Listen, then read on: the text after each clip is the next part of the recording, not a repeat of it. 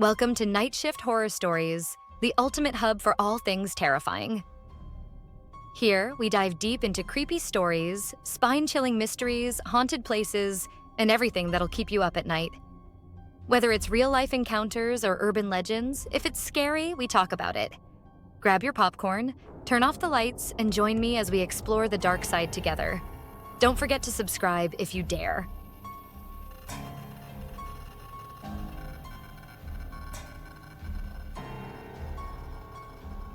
The Solway Firth spaceman has become one of the most famous unexplained photographs on the internet over the years, and according to an investigator, it remains as one of the most unexplained photographs on the internet.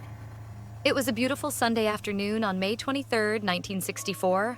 The local newspaper, the Cumberland News, reported when off-duty Carlisle Fire Service fireman Jim Templeton, 44, drove with his family to the expansive Burgh Marsh along the Solway Firth, a large inlet of water separating part of England and Scotland on their western coasts, in what is today known as the County of Cumbria, in northwest England.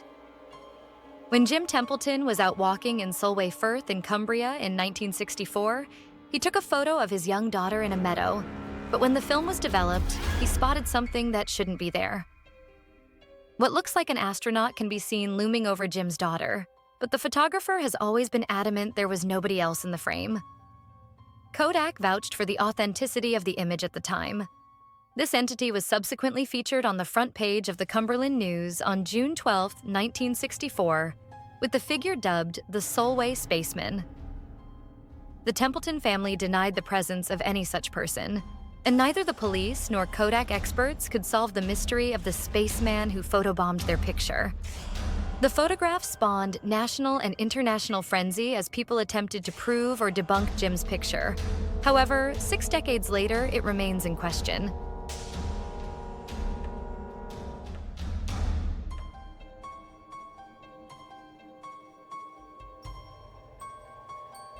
The tulip staircase picture was taken by Reverend Ralph W. Hardy during a visit to the National Maritime Museum in 1966. Hardy was visiting with his wife, who had recently seen a lovely picture of the staircase in a magazine and wanted to try to take a similar one. When the couple reached the Queen's house, they were disappointed to see that the staircase was roped off at the bottom, meaning that they wouldn't be able to recreate the picture Mrs. Hardy had seen in the magazine. Instead, Reverend Hardy decided to take a picture from underneath the staircase. Neither Reverend Hardy nor his wife suspected that there was anything strange about the Queen's house, or the photo they took there, until they returned home to British Columbia and developed the photographs from their trip. All the photographs were completely ordinary except one. The picture Reverend Hardy had taken of the tulip staircase, which had been empty at the time the photo was taken, clearly showed a translucent figure wearing a dark hooded robe gripping the banister. Employees at Kodak concluded that the photo had not been tampered with or double exposed. According to Kodak, the only possible explanation was that someone had to have been on the stairs when the picture was taken, except that no one had been there at all. In fact, on the day the Hardys visited the Queen's house, the entrance to the tulip staircase was blocked off, and visitors were not allowed to go up the stairs. In fact, that was why Reverend Hardy took the picture from underneath the staircase rather than from the top, as he and his wife had originally intended. Ghost sightings at the Queen's house aren't just confined to the area near the tulip staircase.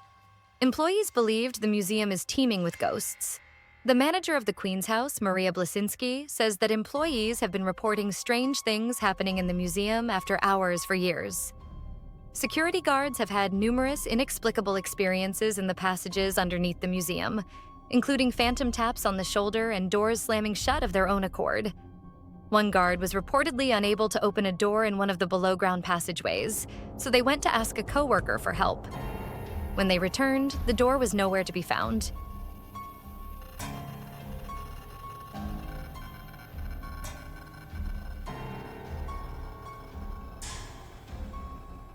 Sometime in the mid-1950s, the Cooper family of Texas bought an old house and moved into it. On their first night in the house, the father took a photograph of the family to commemorate the event. Posed at the dining room table were Mr. Cooper's wife, their 2 young sons, and his mother. Everyone was happy. It was their first home, their first slice of the American dream. Days passed, and finally the father took the exposed roll of film to the local pharmacy to have the pictures developed. He was told he could pick them up a week later. This was common in the chemical years of photography. 1 week later, Mr. Cooper retrieved the small packet of snapshots from the pharmacy and returned home with them. When he came to the picture he had taken of his family on that first night in their new home, he saw what looked like a body hanging from the ceiling. So, where had this mysterious figure come from? Was it an apparition of a deceased former tenant of the house? No one knew.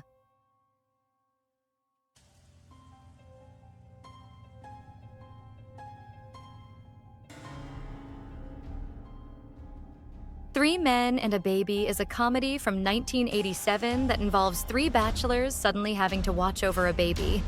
The infamous ghost boy image in the 1987 comedy film Three Men and a Baby appears in a window when actor Ted Danson and his mother Celeste Holm are walking through the house Jack shares with his two buddies. As Mrs. Holden plays with the baby girl who was left in the three men's care, a human figure can be glimpsed standing behind the curtains of a background window at the left-hand side of the screen. The ghostly image of a boy who died in the home where Three Men and a Baby was filmed can be seen in the finished movie. The most common rumor claims that a 9-year-old boy committed suicide with a shotgun in the Three Men and a Baby house, a detail apparently inspired by the jagged black outline created as the curtains move away from in front of the figure's left-hand side, with the black portions of the figure forming an outline that resembles a long gun standing on its end, barrel down. The figure in the window looks slightly different in appearance from the standee shown later in the film because the distance and angle of the shot make it appear smaller, and the curtains obscure its outstretched arms. All indoor scenes for Three Men and a Baby were shot on a Toronto soundstage. No actual residential structures were used for interior filming.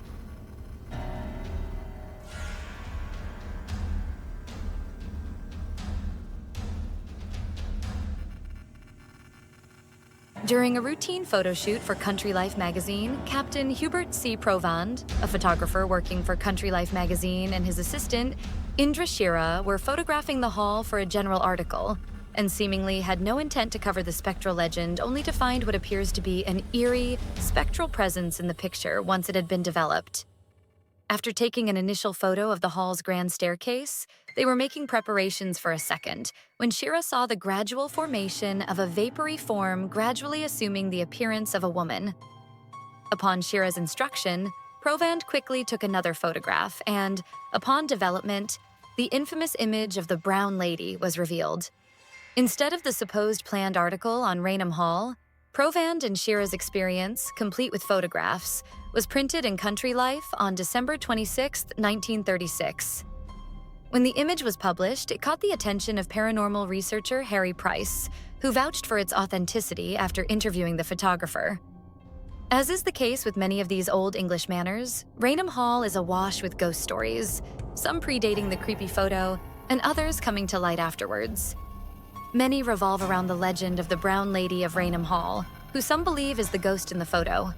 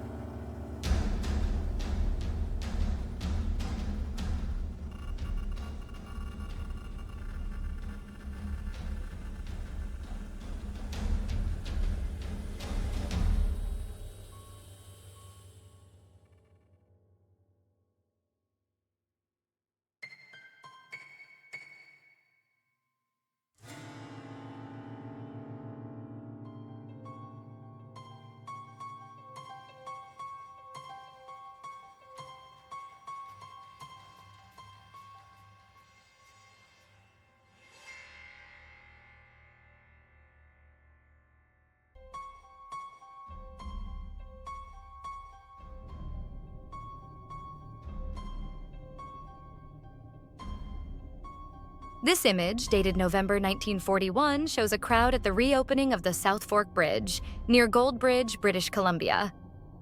In the middle of the throng to the right is a curiously dressed hipster wearing what looks like a printed t-shirt, modern sunglasses, and, most interestingly, holding what looked to be a compact camera, which was, of course, almost non-existent around this date. The image was first made available to the public in 2004 when it was featured in the Barlorn Pioneer Museum's exhibit, Their Past Lives Here. When the museum digitized and placed online the collection that included this picture in 2010, some internet users noted that a man in the photograph appeared to be dressed far too modern for 1940. The idea that the man in the photograph is a time traveler hinges on 3 items he is seen wearing or holding that appear to be of too modern a vintage for the 1940s: a logo t-shirt, a small portable camera, and wraparound sunglasses. But all of those items were readily available in the 1940s. His t-shirt, for instance, bears the logo of the Montreal Maroons, a temporally appropriate hockey team that played in the NHL from 1924 to 1938, as seen here.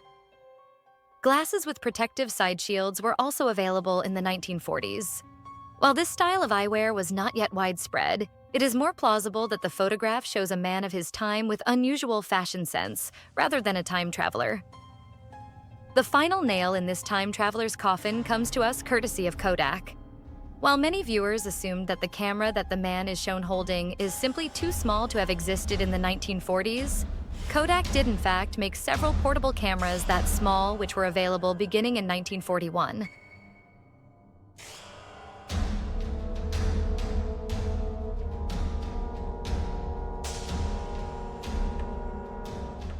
The lights of Hessdalen Valley in Norway started appearing late 1981 when Åge and Rut-Mary Moe described seeing a burning fireball in the evening sky.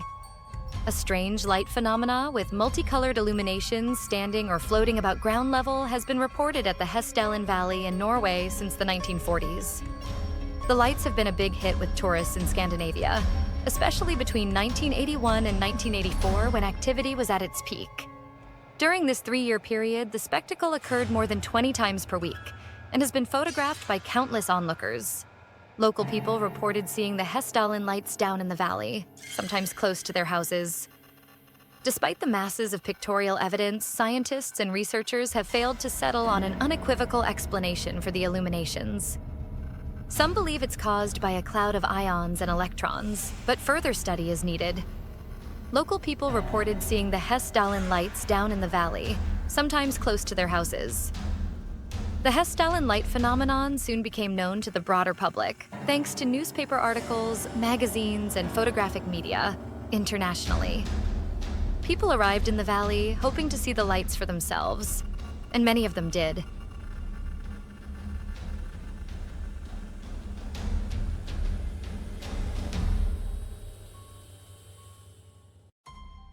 The Madonna of St. Giovannino is a religious painting that highlights the figure of the Virgin Mary with 2 children, Jesus and Juan.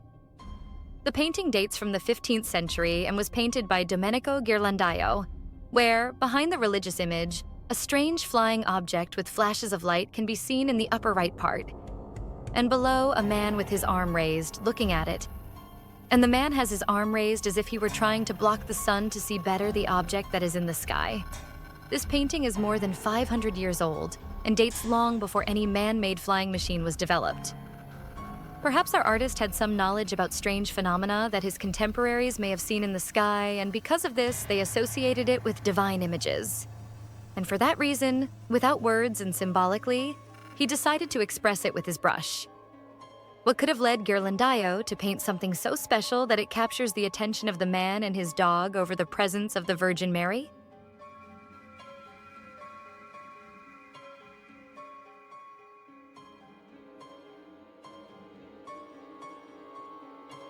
In 2000, an anonymous woman mailed 2 photographs to the police of what she believed to be an escaped orangutan in her backyard. The animal was never caught or identified through such pictures became popular among Bigfoot enthusiasts as skunk ape photos. The anonymous woman mailed the 2 photographs to the Sheriff's Department of Sarasota County, Florida, along with a letter in which she complained that the animal entered her backyard on 3 different nights and stole apples. The skunk ape, also known as the swamp cabbage man, stink ape, Florida Bigfoot, or Mayaka skunk ape, is said to be a hominid cryptid believed to be found in Florida, North Carolina, and Arkansas. It is claimed that its appearance is accompanied by a very unpleasant odor. Before 2000, reports of sightings were quite common in the 1960s and 1970s. In 1974, a sighting of large, foul-smelling, hairy creature walking on 2 legs was reported in the suburbs of Dade County, Florida.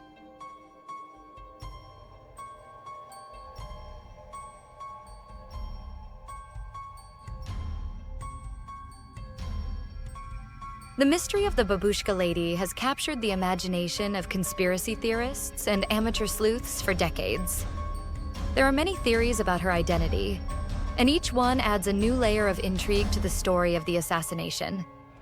In 1963, an unidentified woman wearing a headscarf similar to that worn by Russian women, giving her the nickname Babushka Lady, was seen in various films and photographs taken at that time. She is seen to be holding a camera and standing on the grass between Elm and Main Street. After the assassination, she was seen crossing Elm Street. None of any photographs or films taken clearly captured her face because she was either facing away from the camera or had her face obscured by her own camera. Some people believe that the babushka lady was a government agent who was part of the conspiracy to assassinate Kennedy. They argue that her camera was not a normal consumer model, but rather a specialized device that could be used for espionage. According to this theory, the babushka lady was instructed to film the assassination so that the conspirators could later study the footage and make sure that everything went according to plan. Others believe that the babushka lady was an innocent bystander who happened to be in the wrong place at the wrong time. They argue that her reluctance to come forward and share her footage was due to a fear of retribution from the government or the conspirators. Despite the many theories about her identity, no one has been able to definitively identify the babushka lady. In the decades since the assassination, numerous people have come forward claiming to be the babushka lady, but none of these claims have been substantiated. That's it for today's spooky episode. Make sure to subscribe and hit the like button for more eerie stories and unexplained mysteries. Until next time, keep your lights on, or don't.